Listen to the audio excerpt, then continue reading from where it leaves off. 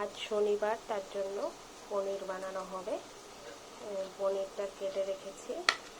নিয়ে নিয়েছি কড়াইশুঁটি, টমেটো কুচি আর লঙ্কা কুচো, আর এদিকে আলুটা ভেজে নিয়েছি। আলু ভাজা হয়ে গেছে, আমি ওই তেলেই দিয়ে দিব পনির, কেটে রাখা পনির দিয়ে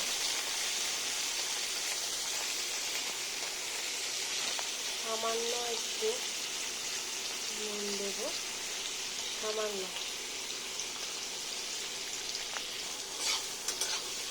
এদিকে দেখুন আমার মুগ ডাল আর কোমরের ডাটা বয়েল করতে বসিয়ে দিয়েছি।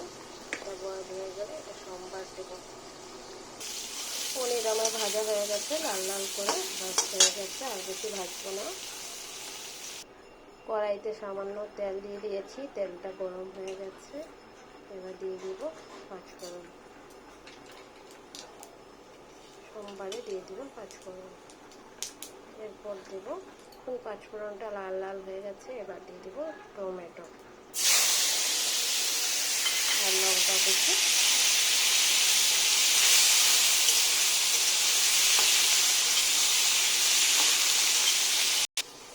মশলা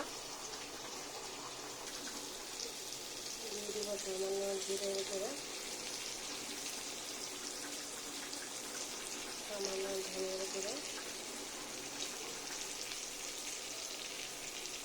সামান্য মরিচের গুঁড়া, সামান্য হলুদ,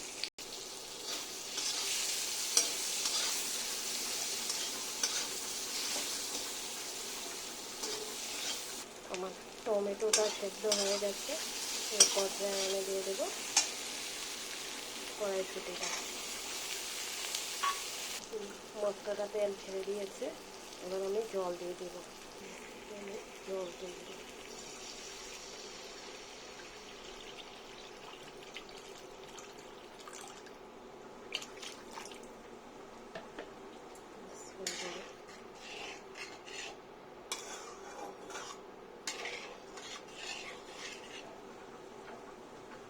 তরকারির ঝোলটা ফুটে গেছে, এবার আমি ভেজে রাখা আলু আর পনির একসাথে দিয়ে দেবো।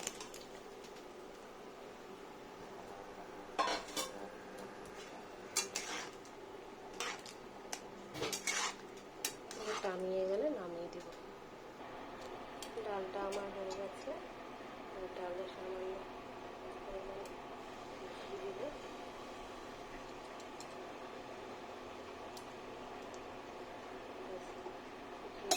ডালটা রেখে দেবো।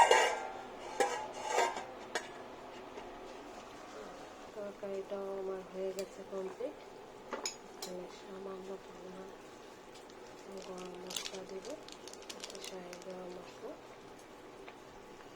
আর সামান্য পরিমাণ ঘি দেবো।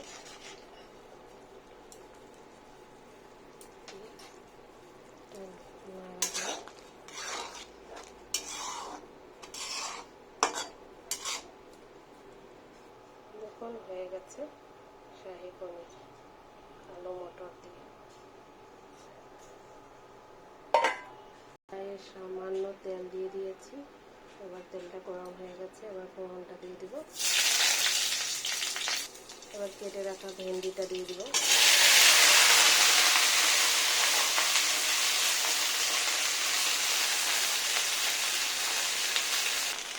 সামান্য হলুদ দিয়ে দিয়েছি, নুনটা আমি পরে দেবো, ভেন্ডিতে নুনটা পরে দিতে হয়।